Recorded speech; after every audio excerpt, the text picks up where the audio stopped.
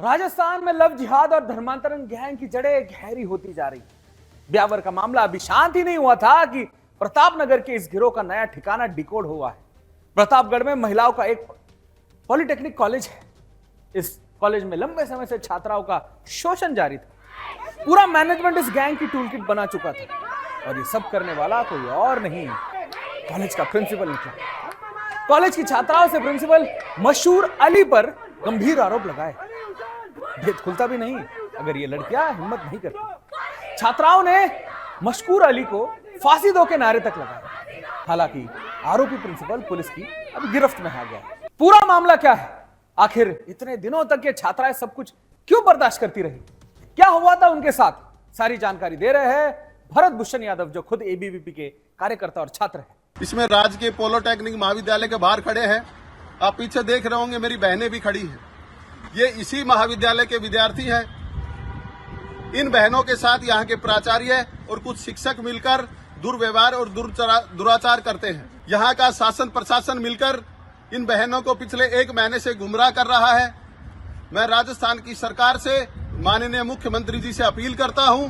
एक तरफ हमारा देश होली के त्योहार में डूबा हुआ है, लेकिन ये बहनें अपनी आंखों में आंसू लेके यहाँ खड़ी है। ये सरकार से दुआई कर रही है कि हमारे साथ न्याय करे, हमारी मांग को माने। मैं सरकार से आग्रह करना चाहता हूँ, जो ऐसे आरोपी और दुष्कर्म के बलात्कारी के आरोपी हैं, सरकार उनको गिरफ्तार करे।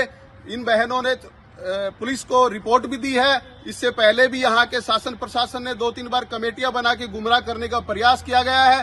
प्रिंसिपल बच्चियों को धमकाता है और कहता है कि आप मेरा कुछ नहीं कर सकते। क्या इस देश में बहनों के लिए पढ़ना इतना बड़ा गुनहगार हो गया है? क्या गुनाह है बहनों के लिए पढ़ने के लिए? त्योहार के दिनों में ये बहनें आपसे न्याय मांगने के लिए अपनी कॉलेज के बाहर खड़ी है। आप अति संवेदनशील विषय है छात्राओं का, इनको संज्ञान में लेते हुए जल्दी से जल्दी कार्रवाई कर रहे। विद्यार्थी परिषद इस मामले में आंदोलन कर रही है और मैं स्पष्ट कहना चाहता हूं राजस्थान की सरकार को, अगर इस मामले में न्याय नहीं लेगी, विद्यार्थी परिषद बड़ा आंदोलन करेगी। किसी भी दम पे हम झुकने वाले नहीं हैं। हम आंदोलन करेंगे क्योंकि हमने इस बहनों को आश्वस्त किया है कि हम आपके साथ न्याय करेंगे। दर्शकों, इन छात्राओं की पीड़ा का कल्पना करना भी मुश्किल है। प्रिंसिपल की गिरफ्तारी से उन्होंने चैन की सांस तो ली है।